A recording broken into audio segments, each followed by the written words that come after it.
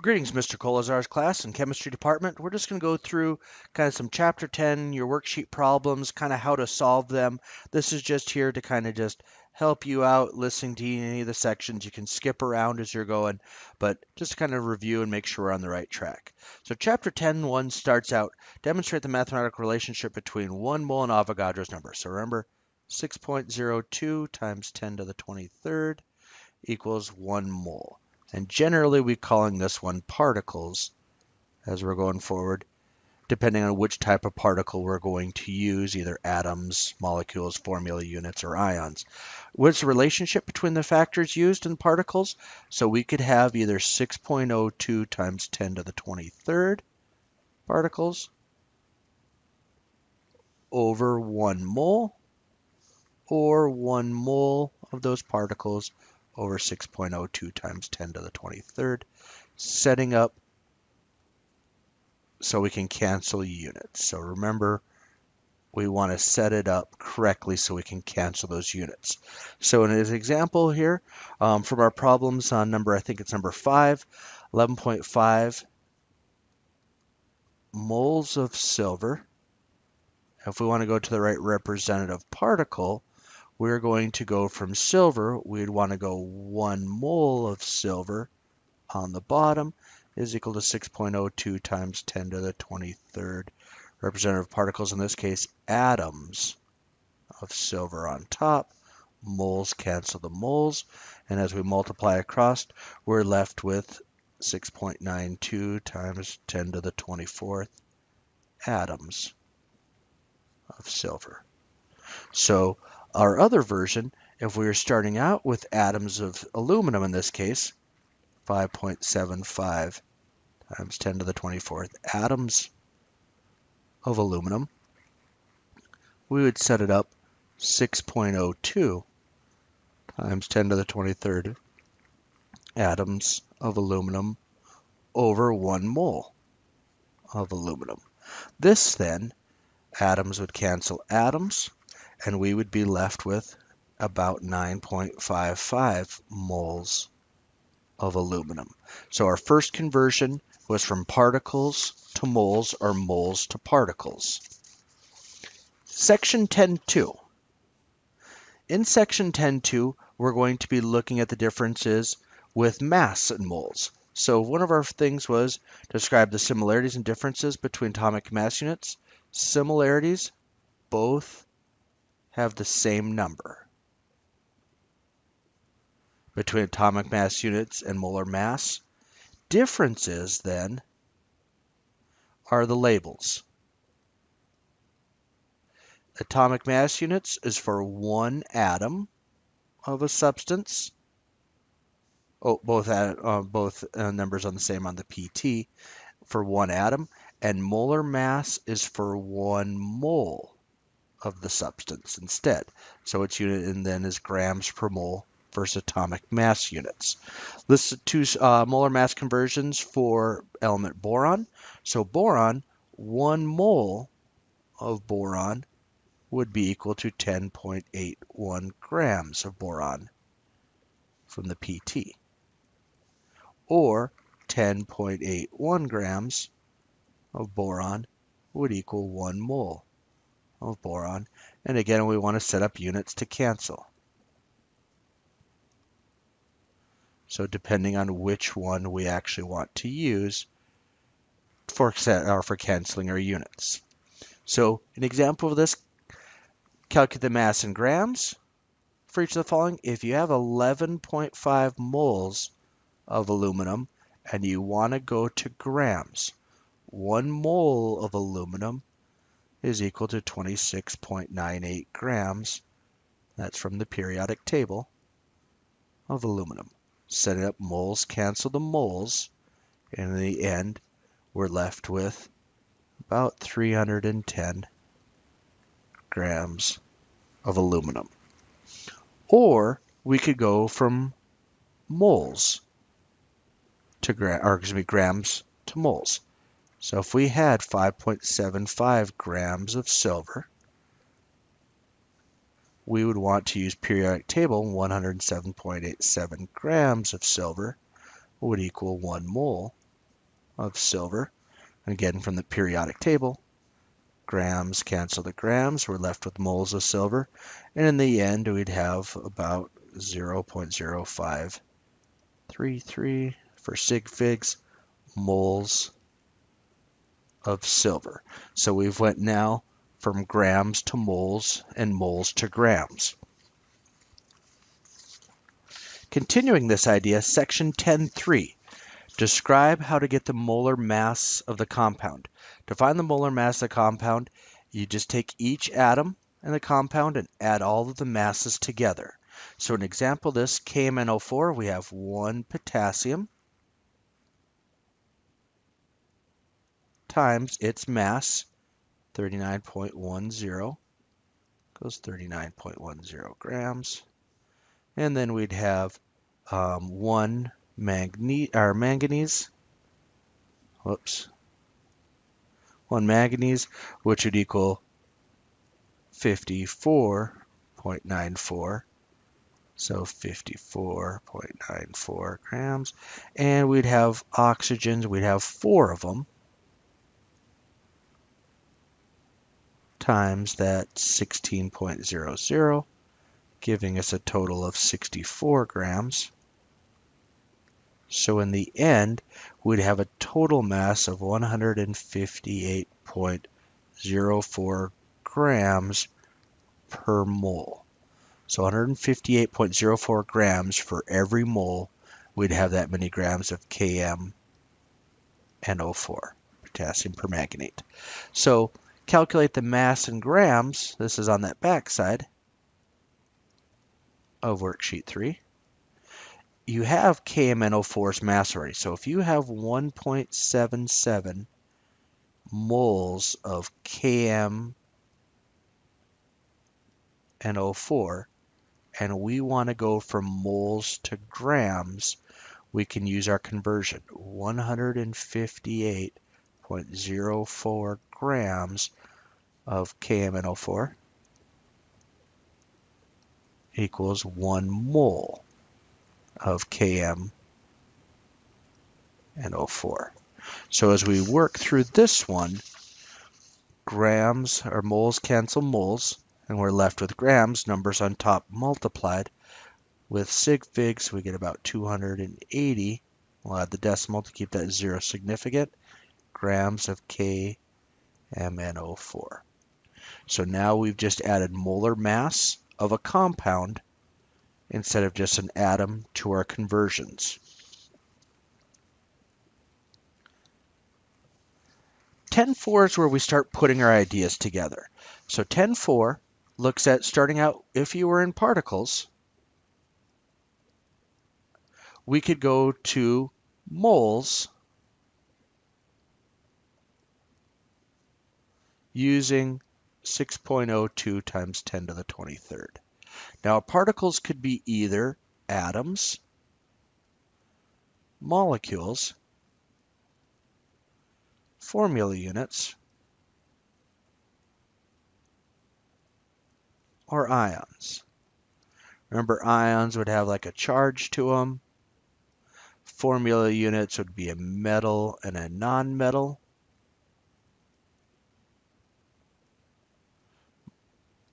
Molecules would be a non-metal and a non-metal. So like H2O. And atoms are just found on the periodic table. Now, once we're in moles, yay to moles, we can go to molar mass using periodic table to get our mass in grams. So we can go from particles to moles. This was section 10.1. Molar mass was section 10.2. Now we can go all the way,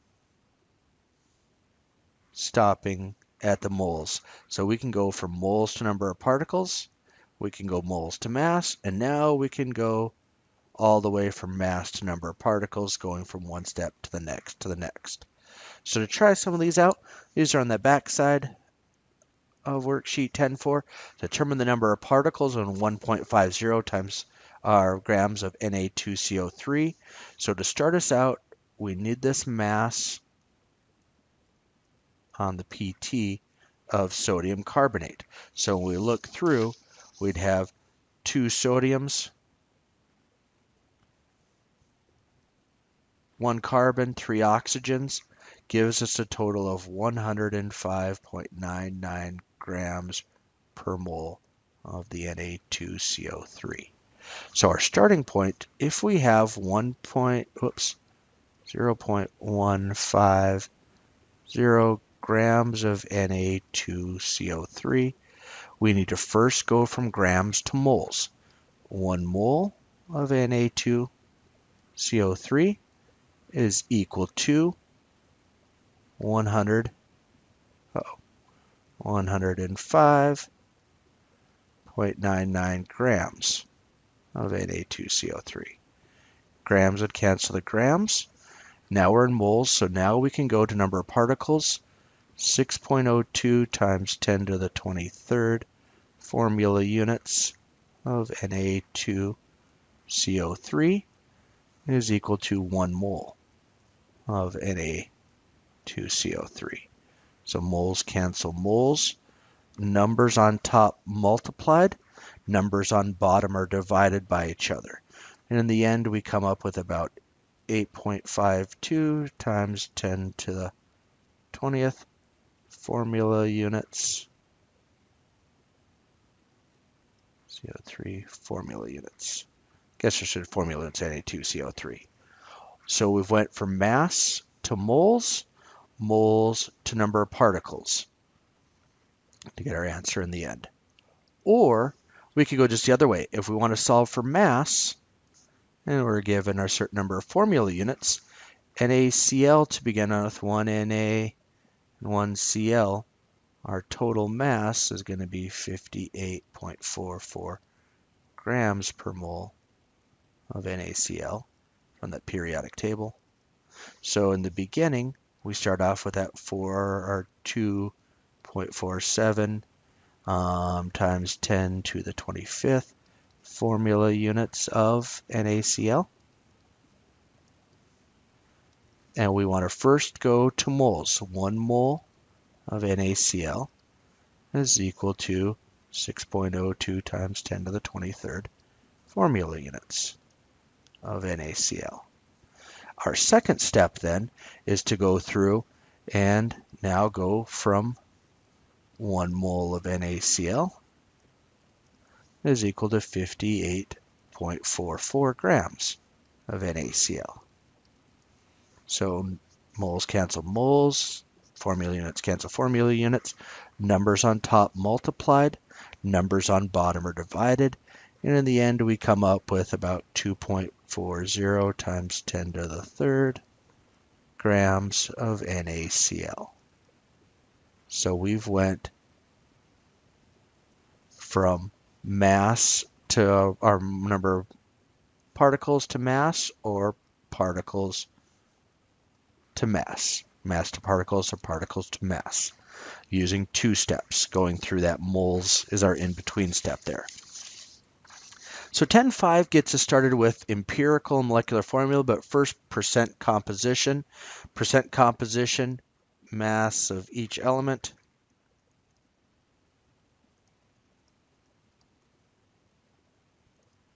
Divided by the mass of the compound. Times 100 is going to get us to our percent. Now, one of the nice parts is if we assume we have 100 grams, then we can say that 100 grams, if we assume that,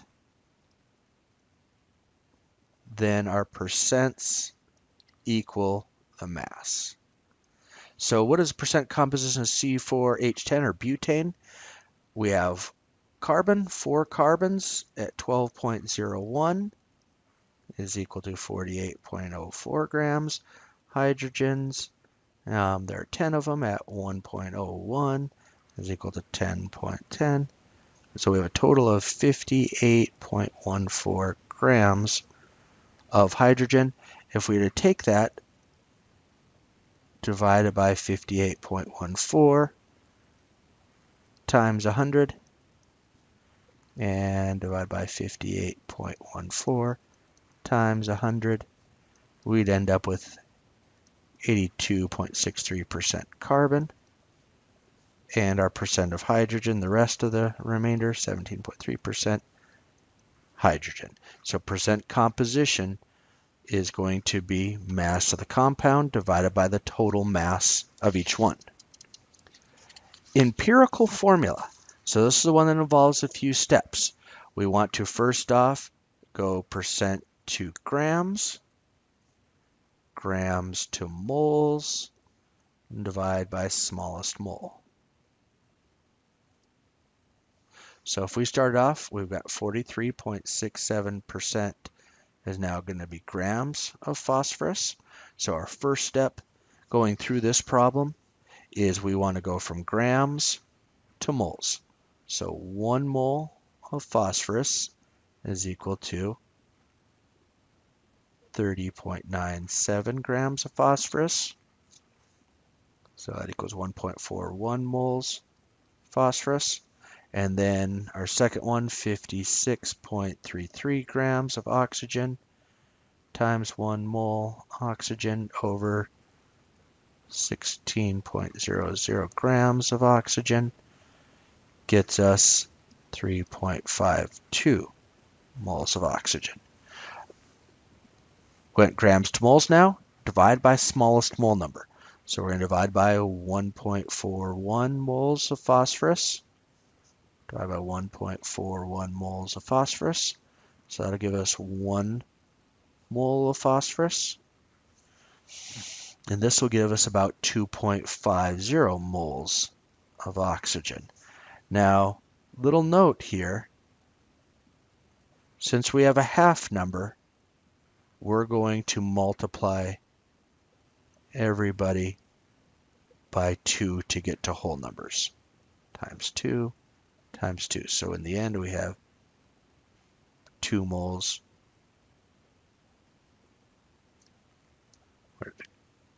So we have 2 moles phosphorus, and we'd have 2 times 5, 5 moles of oxygen, 2 times 5.2, or 2.5. So in the end, our formula, P2O5, would be our empirical formula for that problem. Now, continuing that, as our last type, is to get the molecular formula. We first must get empirical formula. So we must get the empirical formula first, and then we can use that to find the molecular formula. For empirical formula, remember percent to grams, grams to moles, divide by the smallest mole number, and then finally we're going to find a multiplier where we go molecular mass divided by the empirical mass. Gets us some multiplier. So for this problem, 92.3 grams carbon and 7.70 grams hydrogen. So our first step is to go from grams to moles, 1 mole carbon over 12.01 grams of carbon. To cancel us out there. That will allow us to get to, in this case, 7.69 moles carbon, 1 mole hydrogen over 1.01 grams of hydrogen. Gets us to about 7.62 moles hydrogen. Divide by the smallest mole number.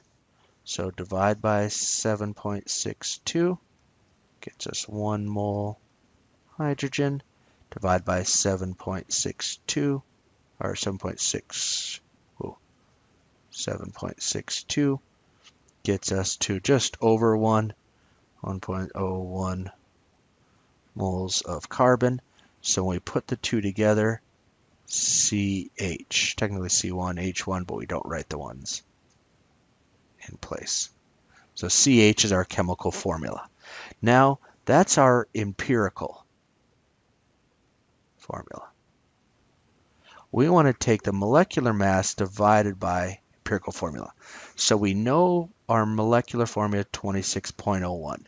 So this formula, 1 carbon, 1 hydrogen, empirical formula, carbon 12.01 times 1, hydrogen 1.01 times 1, so we get 12.01 plus 1.01, 13.02 is where we're at.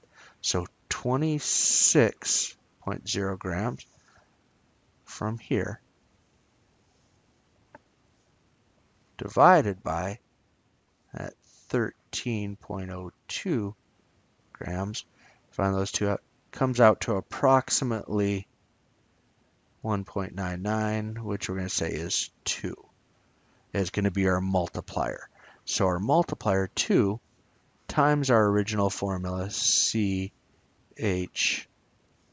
we're going to end up with C2H2 for our empirical, now for our molecular formula.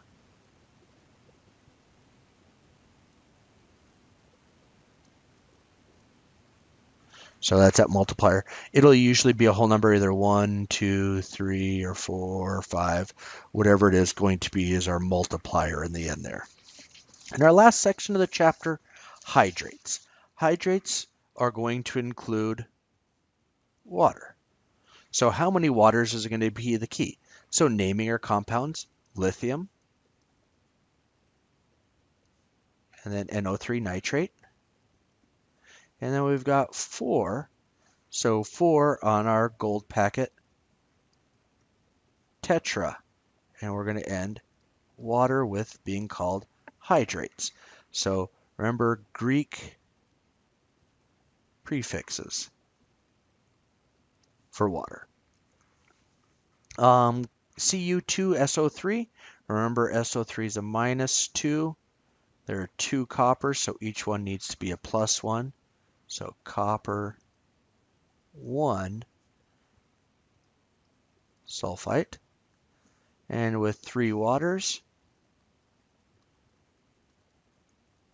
trihydrate.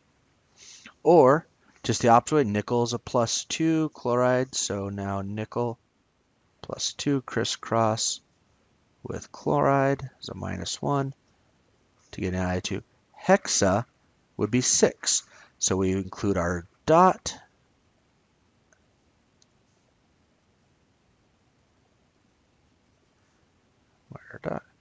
and that dot in between separates, saying that we have 6 hydrates or 6 water molecules attached. And cobalt +2, chloride's -1, so I crisscross CO, Cl2. Nonane is going to be 9 waters attached. So CoCl2 with 9 waters attached to it. So remember that dot in between shows that separation of the waters from the compound. So when we look at percentages of water, complete this percentage of water, it's the total water divided by the total compound.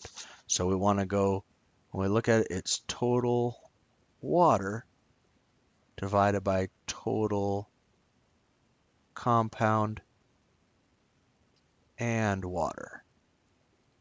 So when we look at this mass, LiNO3, 4 waters. So we've got Li, we've got 1 lithium at 6.94.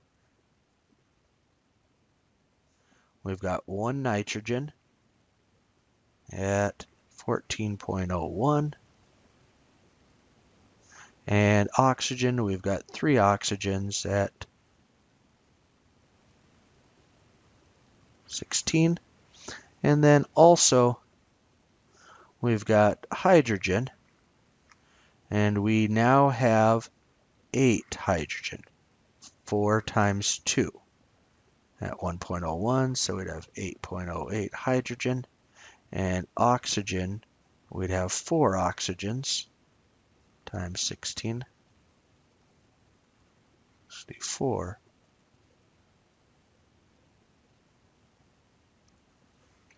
because we'd have 4 times 1, 4 oxygens. So our water weight in the end, just from the water itself, is 72.08. That's just the water. If we take all of the masses